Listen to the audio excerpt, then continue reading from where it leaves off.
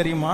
ஒரு விரக்தியோட வாழ்றதற்கு காரணம் என்ன தெரியுமா? ஒரே ஒரு ரீசன், அவங்க நினைக்கிறது மாதிரி தன்னுடைய வாழ்க்கை அமையல, தன்னுடைய பிசினஸ் அமையல, தன்னுடைய எதிர்காலம் அமையலன்னு நினைச்ச உடனே நிறைய பேர் ஆவிக்குரிய வாழ்க்கையில என்ன வாக்கப்பட்டுட்டாங்கன்னா முடமாய் மாற்றப்பட்டார்கள்.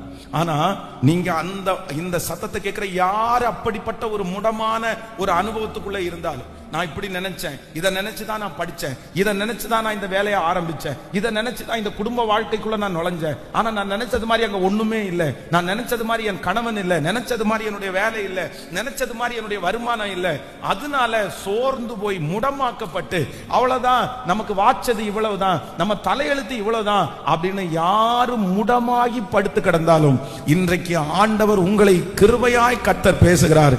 இல்லை, உங்கள் நினைவு அவர் நினைவுகள் அல்ல, உங்கள் வழிகள் அவர் வழிகளும் அல்ல. அவர் நம்மை நடத்துகிற பாதை நமக்கு பிடிக்காததா இருந்தாலும், நம்ம நினைக்காததா இருந்தாலும், நம்முடைய கற்பனைக்கு எட்டாததா இருந்தாலும், அந்த பாதையினுடைய முடிவு பார்வோனுக்கு முன்பாக நம்மை தலைவனாய் தலைவியாய் நிறுத்தும் என்கிறதை மறக்கவே வேண்டாம். நம்புறவர்கள் கரங்களை தட்டி ஆமென்.